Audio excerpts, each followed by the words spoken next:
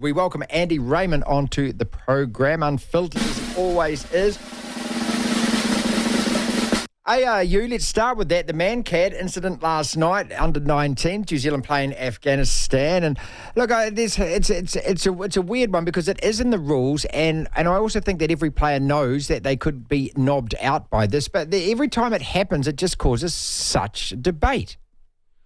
It does, and mate, to me, look, I think it's an ugly look. I really do. But to me, it's in the rules, and you're not there to make friends. So therefore, if I was just listening to what was being said, in regards to stealing bases, if there's a warning or a balking, and the batsman at the non-striker's end is aware that you're aware that he's cheating, mate, second time round, I say fair game. Do you even have to give a warning? Why do you have to give a warning?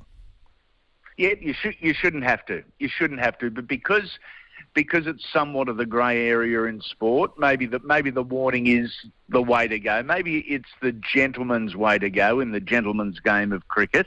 Who would have thought that the great Vinu Mankad back in 1947-48 would have created such a furor as we all, approach 80 years on? All right, final question on this, just in terms of the legality of it. When it happens in baseball, if the pitcher has wound up for his action, he can't balk in his action, okay? He has to throw to base before he throws. So should that be the same in cricket? If you've even started your action, you can't stop your action and get him. If you're good enough to disrupt your action, you're good enough to get him out. That's a talent. Okay. A talent in itself. Yeah. Okay. I agree. I actually agree with you because I understand where Craig's coming from, but at the same time, to me, when you are defending 2 runs, that's all you're defending. Then you getting an advantage by being out of your crease. I don't care whether it's an inch or half a mile out of your crease. That's your advantage. I'm going to take your barrels off. Simple as that. Speaking of cricket, Glenn Maxwell, what the hell is going on here? Andy, we all laughed and had a giggle when he fell off the golf cart because he was high-eyed at the One Day World Cup, and no one said that he was, but there's only 2 ways you fall off a golf cart, if you're pissed, and the other way is if you're pissed. And then now he goes to a concert and he ends up in hospital. The guy obviously has a problem. I don't think anyone cannot connect the dots here. What is going on? Everyone's connecting the dots, and Cricket Australia are playing a very, very straight bat with this. Cricket Australia currently no runs off about 148 balls. They will not even try connecting the dots. The rest of society, the general sporting public, they had a giggle when Maxwell last year, maybe 18 months ago, had a mishap at a mate's birthday and went through a glass panel. That was the other one. I was trying to remember it. That's right. Yeah. An accident, of course, again. Yeah, an accident. And at the time, he wasn't drunk. It was just one of those things. Then there was the golf buggy, and the golf buggy is funny because he fell out of a golf buggy in the middle of a World Cup. There's a punchline right there. But with the latest one, he's gone and played a corporate game of golf in Adelaide that I'm filthy that I wasn't invited to. Yes. He went and did that. He was out in the sun all day. He kept on going. He went to a concert that night. And then there's an issue. And all of a sudden, it's not it's not funny anymore, is it? It's not a laughing matter anymore. No, and it was, as I said, when he fell out of the golf cart, it's not a laughing matter anymore. It's a matter of, okay, it's time for some type of intervention, and that's not intervention by peers. It's time for Glenn to reassess where he's at, what his triggers are, what the problem is, and deal with it. Because take away all the positives about Glenn Maxwell and ambassador, cricketer, raking in money, superstardom. He's a young man who appears a little lost on the journey. He's having a few hiccups, and someone needs to step in. Someone needs to help. Is it Australian cricket's responsibility? We were debating this yesterday. While he is still playing international cricket for Australia, I believe that it is, that they have to help. Technically and legally, probably, because he's a contracted player, contracted to them. So employer-employee relationship would dictate that, they do need to offer any assistance or whatever the laws say that the assistance that may be able to help him. So yes, they are in control or culpable to a degree. But I think if I'm being honest with myself, it is up to Glenn. Look, they can point him in the right direction. He's not a 17, 18-year-old kid. They can point him in the right direction and offer assistance and offer counselling or whatever it may be.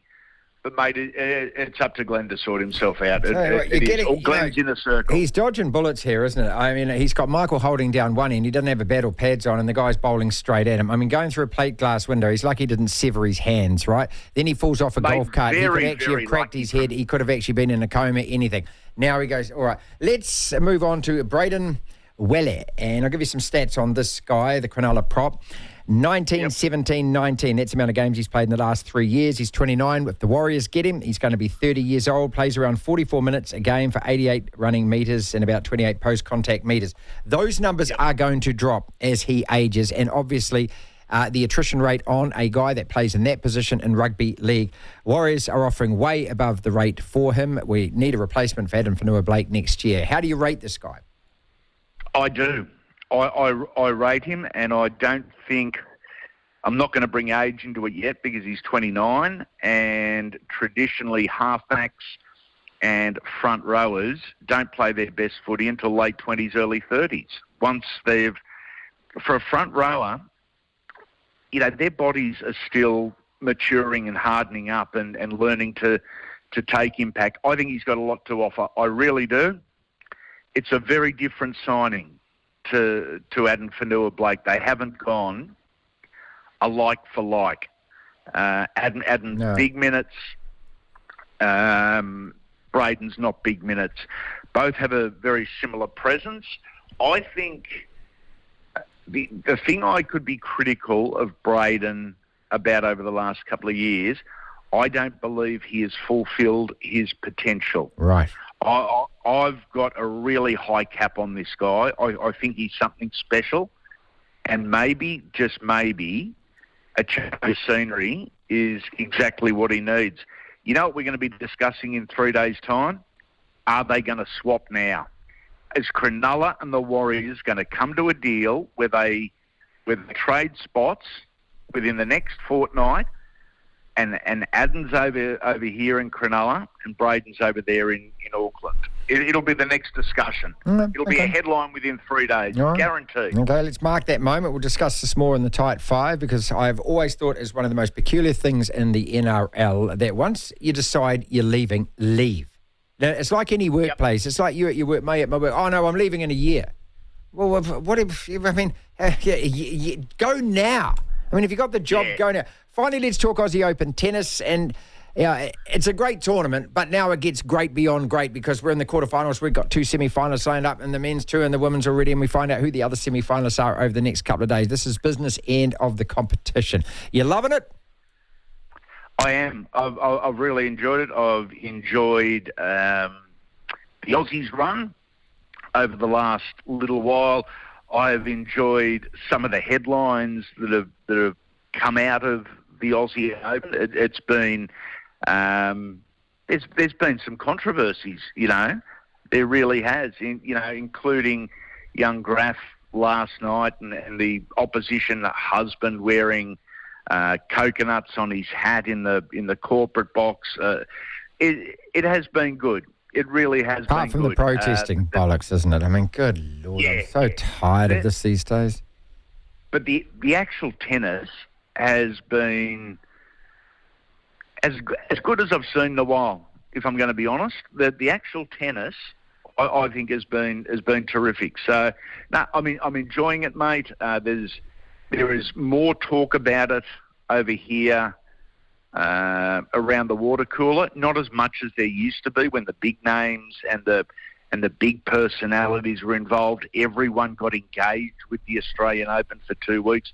Everyone was a tennis expert. Most of the headlines at the moment are cricket, followed very closely by rugby league. They're the two sports everyone's talking about, and they're the two sports dominating the newspapers or the online. So even finally, Joe Schmidt becoming the Wallaby coach, obviously that makes news for a day and then it disappears, does it? You know what? That's exactly what happened, Marty. That is exactly what happened. Yeah, it's not unexpected in Australia. Yeah, that's just the way it is. Yeah, there was an announcement and positivity day one.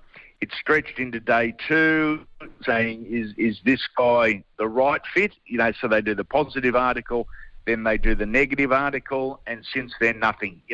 Very, very, very quiet. I think coaching is about timing, and it doesn't matter what sport. If you've got the right cattle that haven't been used properly and you haven't seen the best of them, it's the right time to jump in, and it doesn't matter what the sport. And I think for Joe, he has got some cattle there, not the best in the world, but he has got players, and we haven't seen their 80% best. So if he's able to extract 20% out of all of those players, he's on a winner, because your mate Eddie, he didn't do that, mate.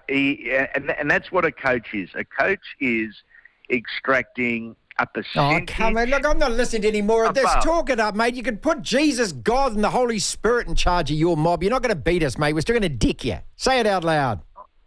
And I'll still be cheering the All Blacks. Hey, mate, This is what I do have to ask you, and this is upsetting. The bloody cricket teams of the year. The cricket teams of the year. Didn't we just win ODI, yep. the bloody the World Cup, and we've got two players in the ICC One Day International Team of the Year. Mm-hmm. We've got Adam Zampa and Travis Head. Daryl Mitchell's there flying your flag.